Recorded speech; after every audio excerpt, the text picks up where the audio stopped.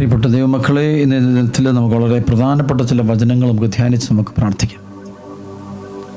മത്തായിയുടെ സുവിശേഷം 10-ാം അധ്യായം 16 മുതൽ 25 വരെയുള്ള വചനം. ചെന്നായ്ക്കളിടയിലേക്ക് ചെമ്മരിയാടുകൾ എന്ന പോലെ ഞാൻ നിങ്ങളെ അയക്കുന്നു. അതിനാൽ നിങ്ങൾ സർപ്പങ്ങളെ പോലെ വിവേകികളും പ്രാവുകളെ പോലെ നിഷ്കളങ്കരുമായിരിക്കും. മനുഷ്യരെ സൂക്ഷിച്ചുകൊള്ളുവിൻ. അവർ നിങ്ങളെ ന്യായാധിപ സംഘങ്ങൾക്ക് ഏൽപ്പിച്ചു കൊടുക്കും. തങ്ങളുടെ സിനഗോഗുകളിൽ വെച്ച് അവർ നിങ്ങളെ മർദ്ദിക്കും. നിങ്ങൾ എന്നെ പ്രതി നാടുവാഴികളുടെയും രാജാക്കന്മാരുടെ സന്നിധിയിലേക്ക് നയിക്കപ്പെടും. അവിടെ അവരുടെയും വിജാതിയുടെയും മുമ്പാകെ നിങ്ങൾ സാക്ഷ്യം നൽകും. അവർ നിങ്ങളെ ഏൽപ്പിച്ചു കൊടുക്കുമ്പോൾ എങ്ങനെ പറയണമെന്നോ എന്തു പറയണമെന്നോ നിങ്ങൾ ആകുലപ്പെടേണ്ട. എന്തു പറയണമെന്നോ ആകുലപ്പെടേണ്ട. നിങ്ങൾ പറയേണ്ടത് ആ സമയത്ത് നിങ്ങൾക്ക് നൽകപ്പെടും. എന്നാൽ നിങ്ങളല്ല, നിങ്ങളുടെ പിതാവിൻ്റെ ആത്മാവാണ് സംസാരിക്കുന്നത്. സഹോദരൻ സഹോദരനെയും പിതാവ് പുത്രനെയും മരണത്തിന് ഏൽപ്പിച്ചു കൊടുക്കും. മക്കൾ മാതാപിതാക്കളെ എതിർക്കുകയും അവരെ വധിക്കുകയും ചെയ്യും. എൻ്റെ നാമം മൂലം നിങ്ങൾ സർവ്വരാലും രക്ഷിക്കപ്പെടും. അവസാനം വരെ സഹിച്ചു നിൽക്കുന്നവൻ രക്ഷിക്കപ്പെടും. ഒരു പട്ടണത്തിൽ അവർ നിങ്ങളെ പീഡിപ്പിക്കുമ്പോൾ മറ്റൊന്നിലേക്ക് ഓടിപ്പോകും.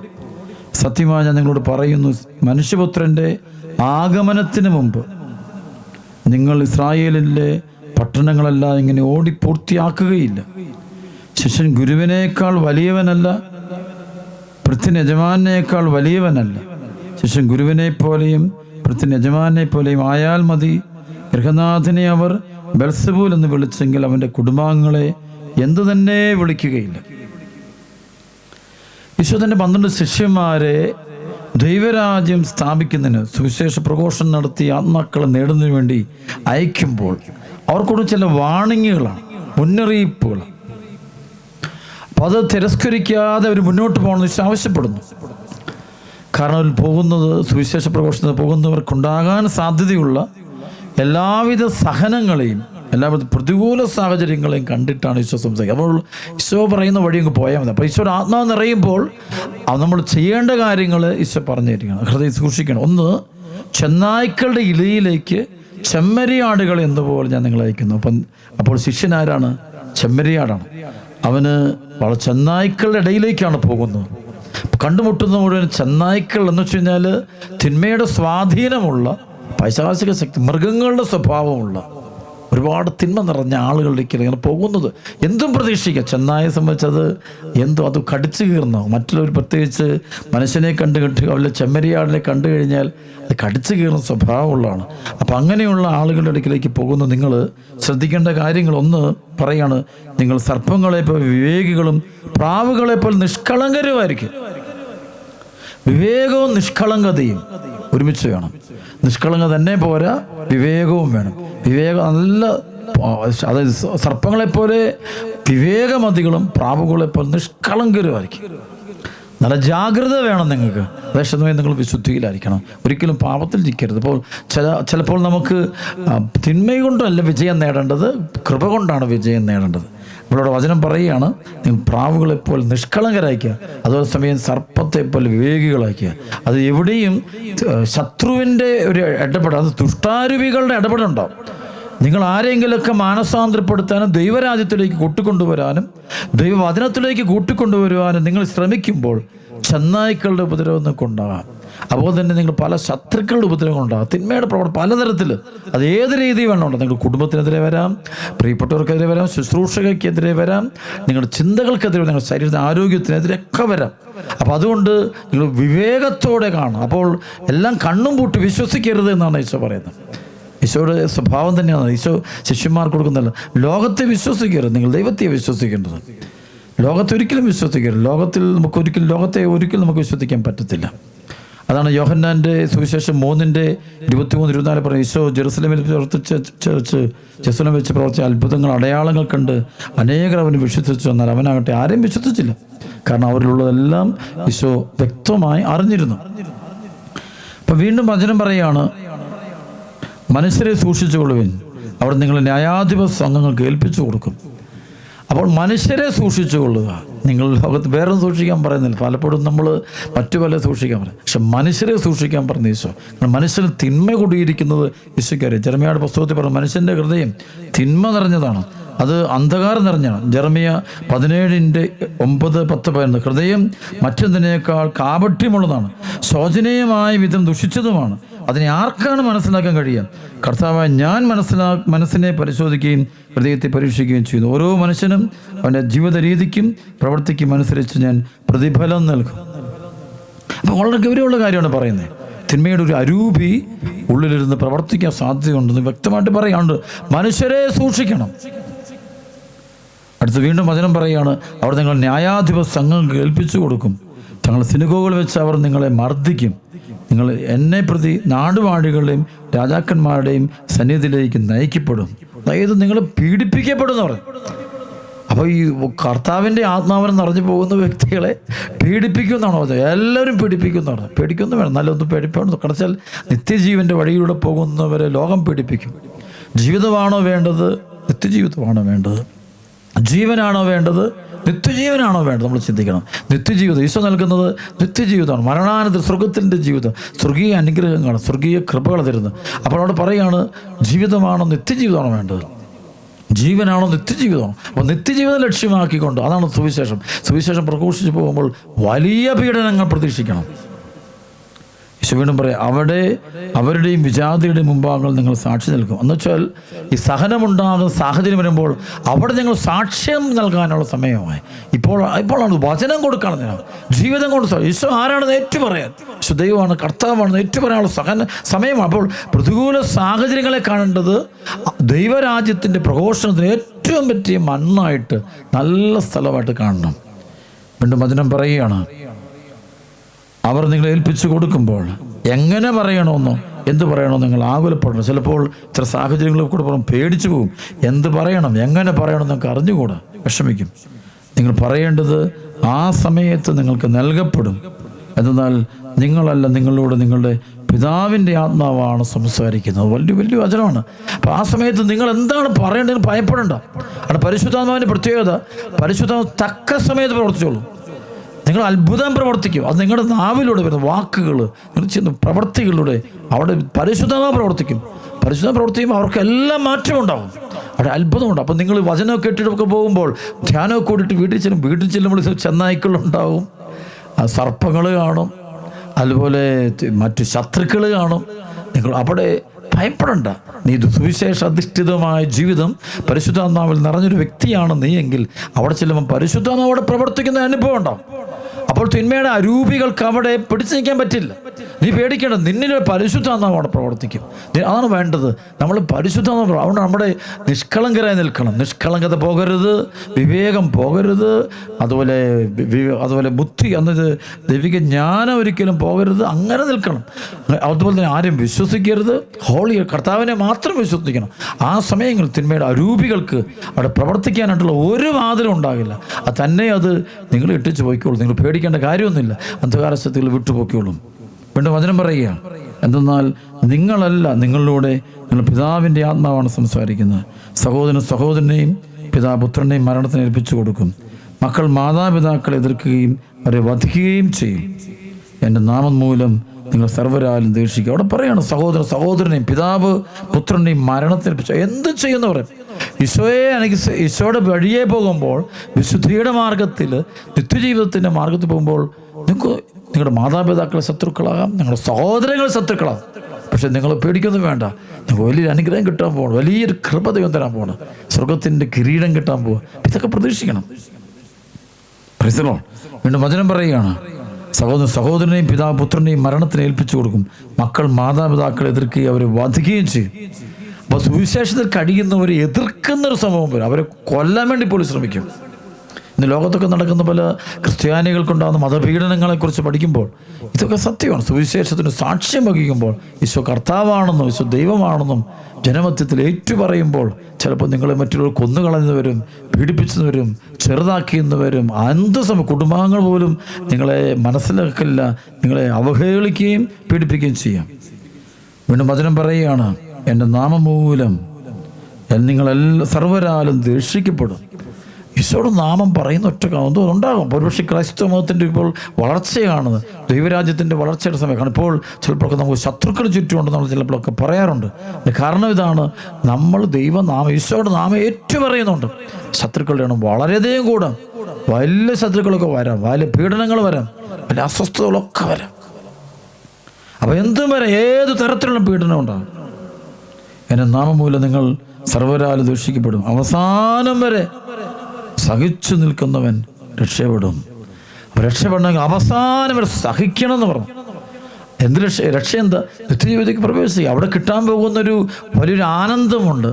പിതാവായ ദൈവത്തോടും പുത്രനായ ഈശോയോടും പരിശുദ്ധാത്മാവിനോടും പരിശുദ്ധ അമ്മയോടും സ്വർഗവാസികളോടും 12 അപ്പസ്തോലന്മാരോടും വിശുദ്ധരോടും രക്തസാക്ഷികളോടും കൂടെ ജീവിക്കാൻ ആ നിമിഷവും സാധിക്കും. അവനാണ് ഇവിടെ ഈ സഹനം എടുത്താലേ അവരോടുകൂടെ മഹത്വത്തിൽ കഴിയാൻ നമുക്കാവുള്ളൂ. സ്തെഫാനോസിൻ്റെ നേരെ കല്ലെറിയുമ്പോൾ അവൻ സ്വർഗത്തിലേക്ക് നോക്കി, സ്വർഗം തുറന്നിരിക്കുന്നതും പിതാവിൻ്റെ വലതുവശത്ത് പുത്രൻ തമ്മിൽ ഇരിക്കുന്നതും കാണുക. അപ്പോൾ അവൻ മരിക്കാൻ റെഡിയാകുക. അപ്പോൾ അവൻ അത് കിട്ടും. അപ്പോൾ ഈ സഹനമെടുത്താലേ നമുക്ക് ആ മഹത്വം അനുഭവിക്കാൻ പറ്റുള്ളൂ.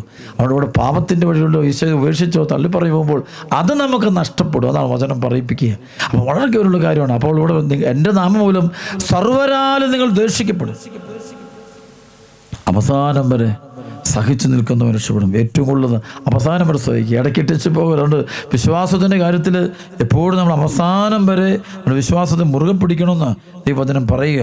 എബ്രായ ലേഖനത്തിൻ്റെ 3-ാം അധ്യായത്തിൻ്റെ 14-ാമത്തെ വചനം പറയും, നമ്മുടെ ആദ്യ വിശ്വാസത്തെ അവസാനം വരെ മുറുകെ പിടിക്കുമെങ്കിൽ മാത്രമേ നാം ക്രിസ്തുവിൽ പങ്കുകാരാകുകയുള്ളൂ. നമ്മുടെ ആദ്യ വിശ്വാസത്തെ, ആദ്യം ഉണ്ടായിരുന്ന ആ വിശ്വാസം, ഈശോയുടെ സ്നേഹം, വിശ്വാസം, ഈശോ കർത്താവാണ് എല്ലായിടത്തും, ആ ഒരു സ്നേഹം അത് അവസാനം വരെ മുറുകെ പിടിക്കുമെങ്കിൽ മാത്രമേ നാം ക്രിസ്തുവിൽ പങ്കുകാരാകുകയുള്ളൂ. വീണ്ടും വചനം പറയുക, എൻ്റെ നാമം മൂലം നിങ്ങൾ സർവ്വരാലും ദ്വേഷിക്കപ്പെടും. അവസാനം വരെ സഹിച്ച് നിങ്ങൾക്ക് രക്ഷിക്കപ്പെടും. ഒരു പട്ടണത്തിൽ അവർ നിങ്ങളെ പീഡിപ്പിക്കുമ്പോൾ മറ്റൊന്നിലേക്ക് ഓടിപ്പോകും. അതായത് സുവിശേഷം നിങ്ങൾ ഒരിക്കലും മാറരുത്.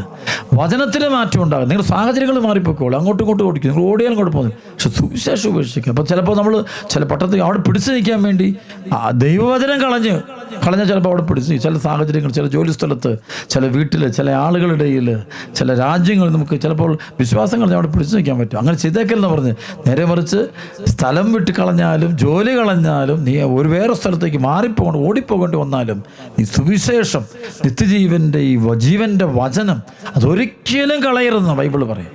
അവിടെ പ്രിയപ്പെട്ട സഹോദരങ്ങൾ, നമ്മുടെ ഉള്ളിൽ വളരെ ആത്മാർത്ഥമായിട്ട് ക്രിസ്തു സ്നേഹം, ദൈവസ്നേഹം വർദ്ധിപ്പിച്ചെടുക്കാനായിട്ട് നമ്മൾ ശ്രദ്ധിക്കണം.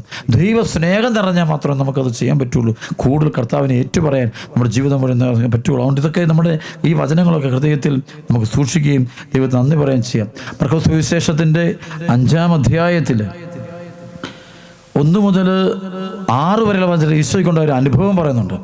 യേശു അവിടെ നിന്ന് പോയി സ്വന്തം നാട്ടിലെത്തി. ശിഷ്യന്മാർ അവനെ അനുഗമിച്ചു. സാബത്ത് ദിവസം സിനഗോഗിൽ അവൻ പഠിപ്പിക്കാൻ ആരംഭിച്ചു. അവൻ വാക്ക് കേട്ട പലരും ആശ്ചര്യപ്പെട്ട് പറഞ്ഞു, ഇവൻ ഇതെല്ലാം എവിടെ നിന്ന്? ഇവന് കിട്ടിയ ജ്ഞാനം എന്ത്? എത്ര വലിയ കാര്യങ്ങളാണ് ഇവൻ്റെ കരങ്ങൾ വഴി സംഭവിക്കുന്നത്.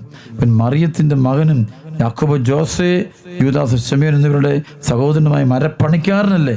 ഇവൻ്റെ സഹോദരിമാരും നമ്മുടെ കൂടെയില്ലേ? ഇങ്ങനെ പറഞ്ഞ് അവൻ ഇടറി.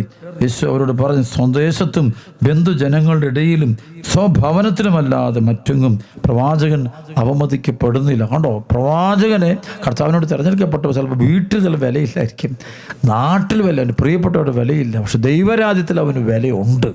ദൈവരാജ്യത്തിലെ വിലയുള്ളൂ. നമ്മൾ ഈശോയെ സ്നേഹിക്കുന്ന മക്കളും വചനാധിഷ്ഠം ജീവിക്കുന്ന മക്കളും നിനക്ക് ചുറ്റുമുള്ള സമൂഹത്തിൽ നിനക്ക് വില കിട്ടണല്ലോ. നിൻ്റെ വീട്ടുകാർ, നിൻ്റെ പ്രിയപ്പെട്ടവർ വില കിട്ടും. പക്ഷെ ദൈവത്തിൻ്റെ സന്നിധിയിൽ നിനക്ക് വലിയൊരു വിലയുണ്ട്.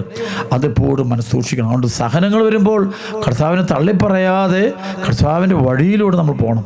അങ്ങനെ പോകുമ്പോൾ നമുക്ക് ഇതെല്ലാം നേടുക. അതുകൊണ്ട് ഈശോയ്ക്കുണ്ടായ അതേ അനുഭവങ്ങൾ നമുക്കും ഉണ്ടാകും. അത് നമ്മൾ മനസ്സ് സൂക്ഷിക്കണം. അല്ലാതെ നമ്മളൊരിക്കലും സഹനം വരില്ല എന്നൊരിക്കലും കരുതരുത്. ഈശോയിലേക്ക് വരുമ്പോൾ, സുവിശേഷത്തിൻ്റെ വഴിയിലൂടെ പോകുമ്പോൾ സഹനം വരില്ല എന്നൊരിക്കലും കരുതരുത്. സഹനമേ വരൂ. 2 കൊരിന്തോസിൻ്റെ 4-ാം അധ്യായം 16, 17, 18 ഞങ്ങൾ ഭഗ്നാശരാകുന്നില്ല. ഞങ്ങളെ ബാഹ്യ മനുഷ്യൻ ക്ഷയിച്ചുകൊണ്ടിരിക്കുകയാണെങ്കിലും ആന്തരിക മനുഷ്യൻ അനുദിനം നവീകരിക്കപ്പെടും. ഞങ്ങൾ ക്ലേശങ്ങൾ നിസ്സാരവും ക്ഷണികവുമാണ്. ഫലമോ അനുഭവമായ മഹത്വവും ദൃശ്യമായവയല്ല, അദൃശ്യമായവയാണ് ഞങ്ങളെ ലക്ഷ്യം. ദൃശ്യങ്ങൾ നശ്വരങ്ങളാണ്, അദൃശ്യങ്ങൾ അനശ്വരമാണ്. ഇപ്പം സഹനത്തിൻ്റെ പാതയിലൂടെ പോകേണ്ടി വരും. അപ്പോസ്തലന്മാരെല്ലാം പോയത് അങ്ങനെയാണല്ലോ. കർത്താവിൻ്റെ പ്രിയപ്പെട്ടവരെല്ലാം പോയത് സഹനത്തിൻ്റെ പാതയില്ലേ. അങ്ങനെയല്ലേ ഒരു വലിയ നേട്ടം, ഒരു സ്വർഗത്തിൽ വലിയ കിരീടമാണിത്. ഈ ഭൂമിയിൽ നമുക്ക് സഹനങ്ങൾ വരുമ്പോൾ അതെല്ലാം കൃപയുള്ളതുകൊണ്ടാണ്. എനിക്ക് നിങ്ങൾക്ക് സഹനം ഉണ്ടാകുമ്പോൾ കൃപയുള്ളതുകൊണ്ട്, വിളികൾക്ക് ദൈവം അത് ആ ഒരു പദ്ധതിയിലോട്ട് പോകുന്ന സമയമുള്ളൂ. ഇപ്പോൾ സ്തെഫാനോസിന് സഹനം ഉണ്ടായി, കാരണം അവൻ കർത്താവിൻ്റെതായതുകൊണ്ട്. കർത്താവിൻ്റെ പൗലോസിലേക്ക് സഹനം ഉണ്ടായി, കാരണം അവൻ കർത്താവിന് മുഴുവൻ കൊടുത്തുകൊണ്ട്. അത് കൊടുക്കുന്നതിന് കാരണം എന്താ? നിത്യതയിൽ അവർ അതിൻ്റെ ഒരു പ്രതിഫലം പ്രതീക്ഷിക്കുക. പ്രതീക്ഷ കിട്ടും, അവർക്ക് ദൈവം കൊടുക്കും. അത് വലിയൊരു അനുഭവമാണ്.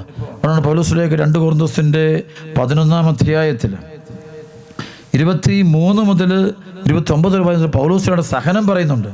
അവിടെ പറയുന്നുണ്ട്, ഞാൻ കുറെ കൂടെ മെച്ചപ്പെട്ട ദാസനാണ്, അവരെക്കാൾ വളരെയേറെ ഞാൻ അധ്വാനിച്ച് വളരെ കൂടുതൽ കാരാഗ്രഹവാസം അനുഭവിച്ചു, എണ്ണമറ്റ വിധം പ്രഹരമേറ്റു, പലതവണ മരണവക്രത്തിലകപ്പെട്ടു, 5 പ്രാവശ്യം യഹൂദരുടെ കൈകളിൽ നിന്ന് 1 കുറേ 40 അടി വീതം ഞാൻ കൊണ്ടു 3 പ്രാവശ്യം വടി കൊണ്ട് അടിക്കപ്പെട്ടു, ഒരിക്കൽ കല്ലെറിയപ്പെട്ടു, 3 പ്രാവശ്യം കപ്പൽ അപകടത്തിൽപ്പെട്ടു, ഒരു രാത്രി ഒരു പകലും കടലിൽ ഒഴുകി നടന്നു.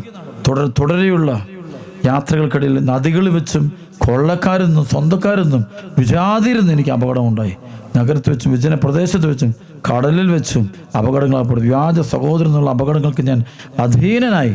കഠിനാധ്വാനത്തിലും വിഷമസന്ധികളിലും നിരവധി രാത്രികൾ ജാഗരണത്തിലും വിശപ്പിലും ദാഹത്തിലും പലപ്പോഴും ഉപവാസത്തിലും തണുപ്പിലും നഗ്നതയിലും ഞാൻ ജീവിച്ചു. പൗലോസ് പോയ വഴികളാണ്. അപ്പോൾ സുവിശേഷത്തിൻ്റെ വഴിയിലൂടെ പോകുമ്പോൾ വലിയ സഹനങ്ങളും പീഡനങ്ങളൊക്കെ ഉണ്ടാവും.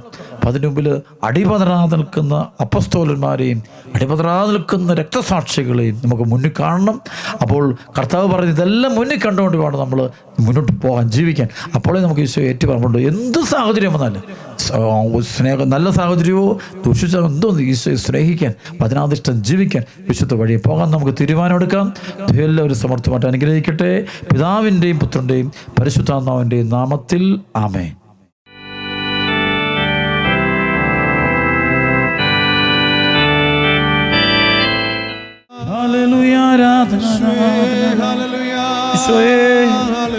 ഈശോയെ, ഞങ്ങളുടെ സങ്കടങ്ങളും വേദനകളും ദുഃഖങ്ങളും പ്രയാസങ്ങളും തടസ്സങ്ങളും തകർച്ചകളും രോഗങ്ങളും ദുരിതങ്ങളും എല്ലാം അങ്ങയുടെ കരങ്ങളിൽ സമർപ്പിക്കുന്നു.